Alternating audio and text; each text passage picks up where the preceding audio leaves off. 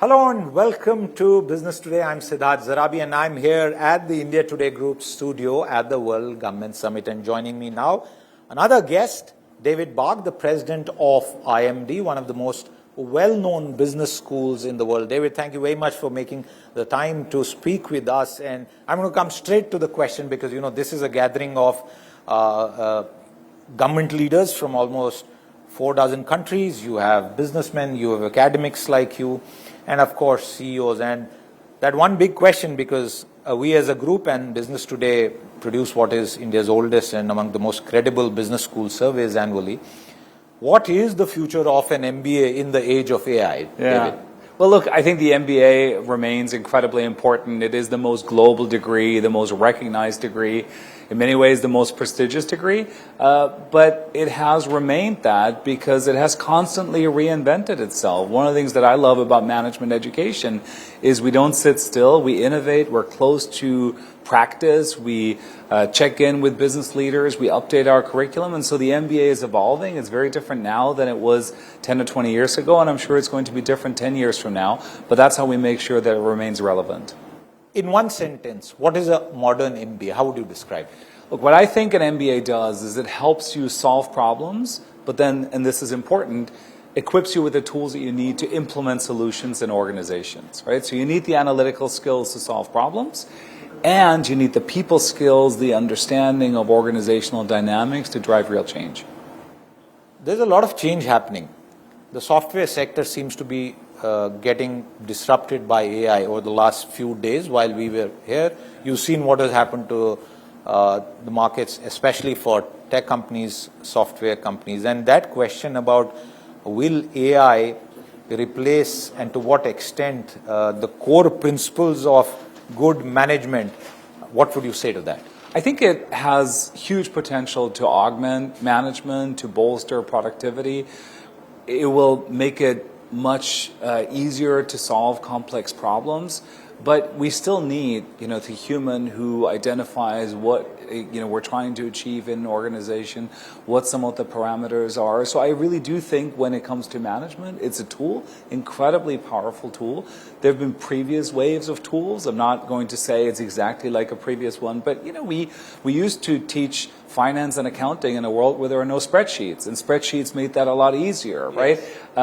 We used to teach cases when they were only made of paper, and there was no video. And so clearly, AI is an exciting set of tools. It's changing what we teach. It's changing also how we teach. What is the future of the case study? I think I'm a big fan of cases, right? And of course, as you know, so much of education is you do theory, abstract, and then you have an example. The case study flips it on its head. You start with the real situation, right? Siddharth is leaving India today. He has to figure, what do you do? And you go from the specific to the general.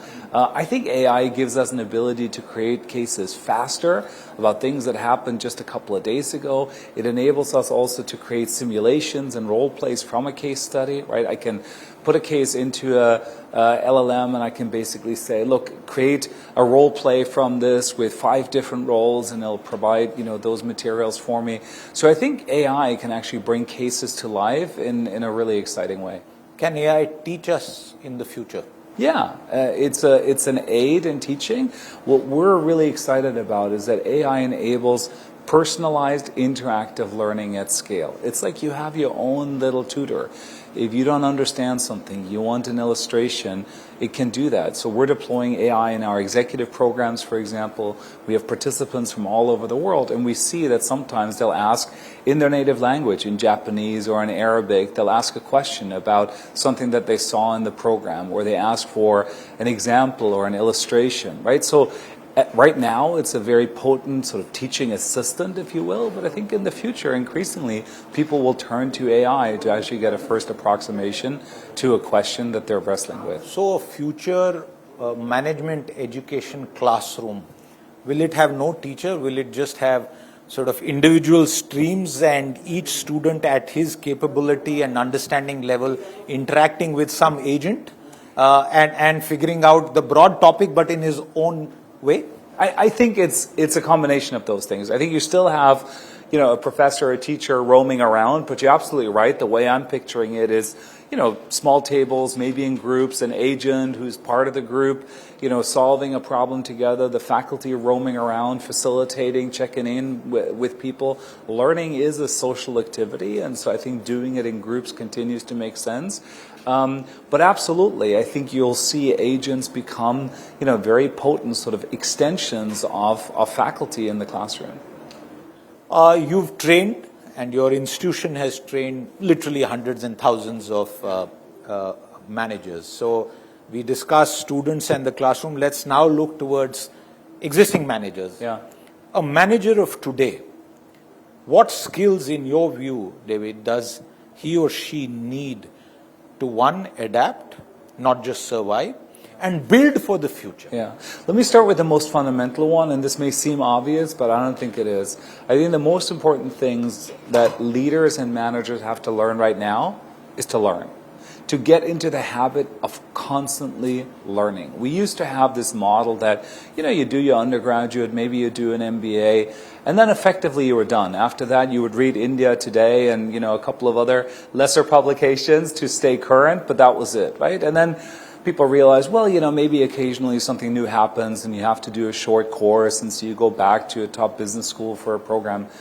The world is changing so fast in terms of technology, in terms of geopolitics, in terms of a new generation coming into organizations with different expectations. If leaders aren't learners, if they aren't people who embrace continuously learning, they're not going to be able to be successful. So that's the most important thing. Then, of course, we can talk about what are some of the things they need to learn right now. But I think creating an environment where people understand leadership means you got to keep learning your whole life. Why don't you expand on that? What do they need to learn now? Because my way of summarizing what you said is you got to be a lifelong student. But what do they need to learn? I mean, right now, of course, a lot of leaders come to us and they want to learn more about AI, not understanding the technology, but how do you actually drive new ways of creating and capturing value? We're running programs for board members, helping them figure out what their role is and how they provide good governance. So that's one area. And that's going to continue to evolve as we get a better sense of where are the value drivers, how can you secure the ROI.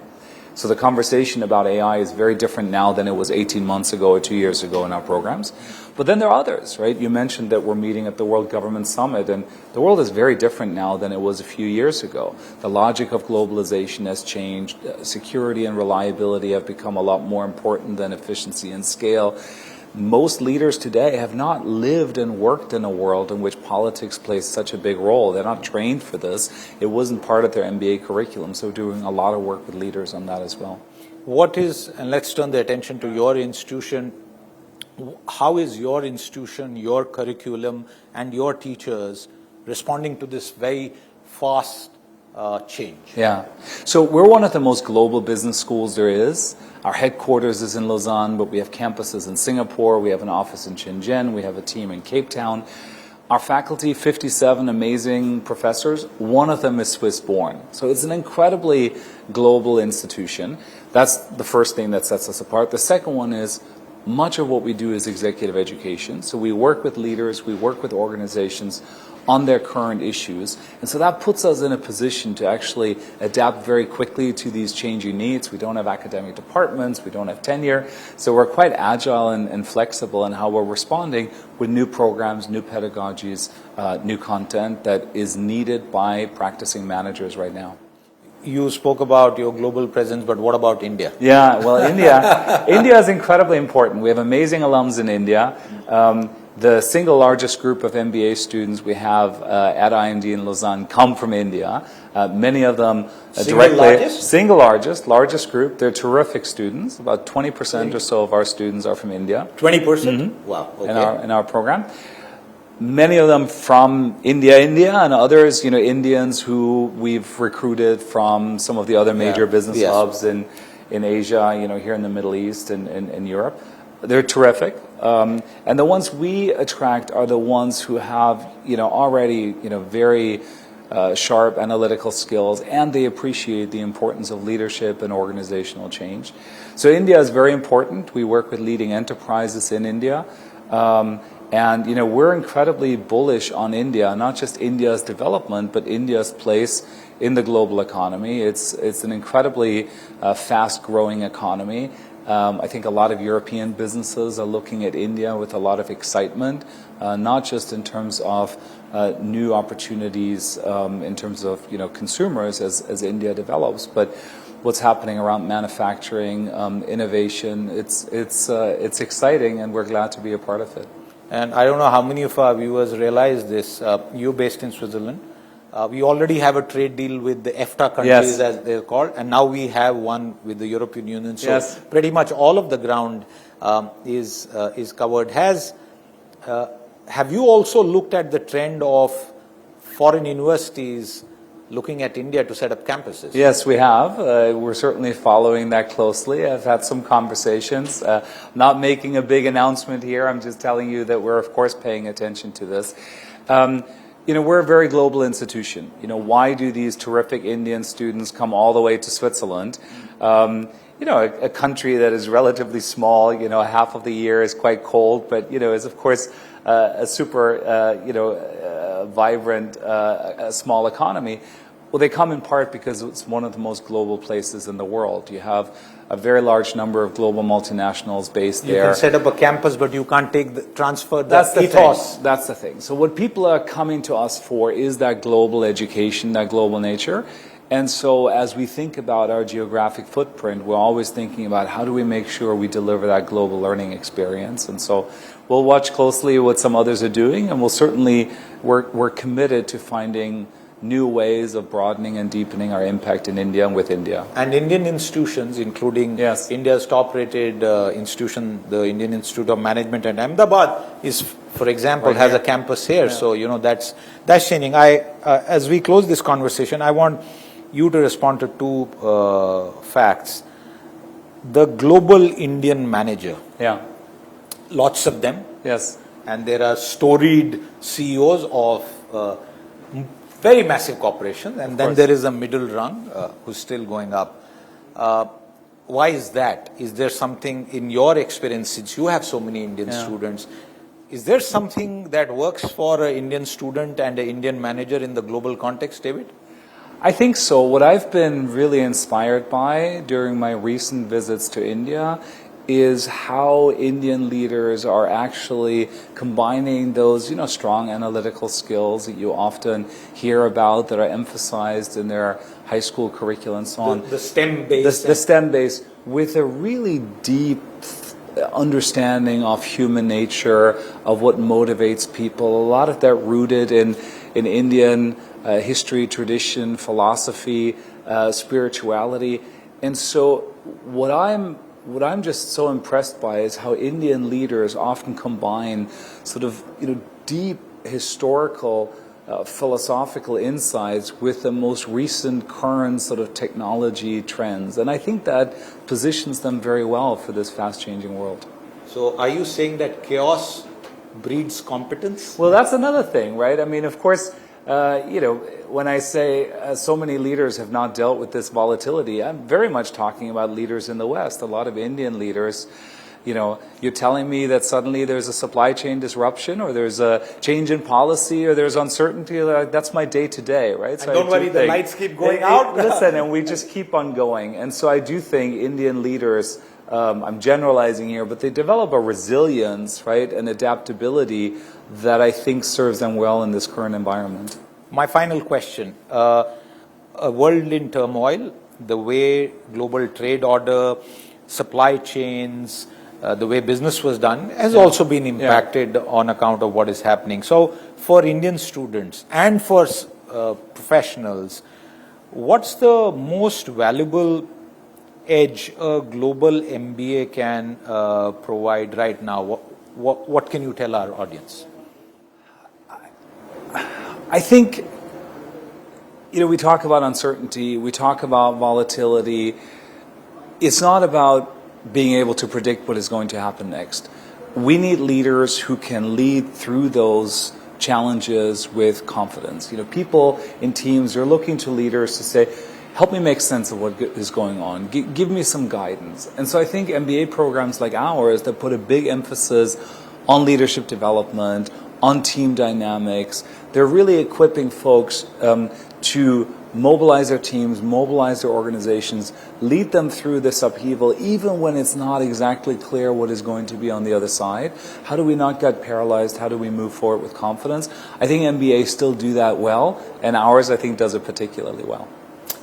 Viewers, I keep doing conversations with business school leaders on the future of an MBA and business school education, because we also do an annual edition. And today's conversation, David, I have to say, has been a very insightful one. Thank you very much for taking the time out here in sunny Dubai. You were at Davos. That was a different climate, but it's very clear that the world is changing.